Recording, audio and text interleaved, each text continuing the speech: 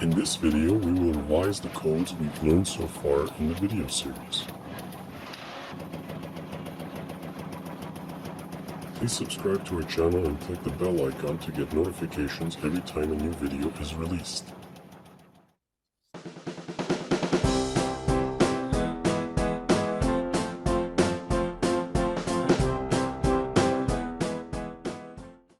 In this video, we will try to write a G-code program for the drawing revision 1.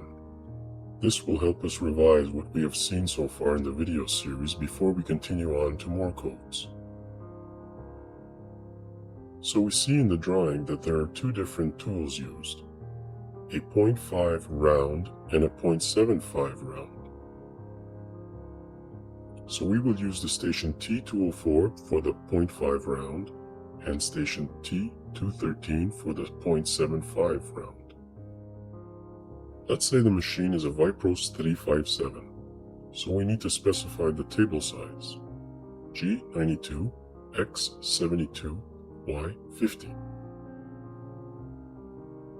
Next, we need to specify the thickness and the type of material. So let's say the sheet is a 0.060 cold roll steel, G06, A 0.060, B 0. Before we start punching, we need to specify what mode of punching we want to use. Since this drawing contains only standard holes, we will use M500. Let's start punching from the top right-hand side of the sheet, since this will be the shortest distance to the striker. There is a grid with an origin point at X18, Y13, and there's a hole there, so we will punch a hole at the origin with tool T204, X18, Y13, T204. We see that the spacing between holes in the X direction is smaller than the spacing in the Y direction, so we will use G36. G36, I-1, which is the distance between the holes in the X direction, P3, which is the number of spaces in the X direction, J-1.5, which is the distance between holes in the Y direction, K2, which is the number of spaces in the Y direction. So the grid is done. Since we are in station T204, we will look to see if there is anything else we can punch with that tool, as to avoid tool changes as much as possible. There is an arc of holes using the 0.5 round. The origin is at X12, Y6, with no hole there. So G72, X12, Y6. G29, I5, which is the radius of the arc. J-25, which is the starting angle of the first hole. P15, which is the angle in between holes. K4, which is the total number of holes. That is all we have to punch using the 0.5 round. Next, we will punch the circle of holes. Again, there's no hole at the origin. So, G72, X8, Y6,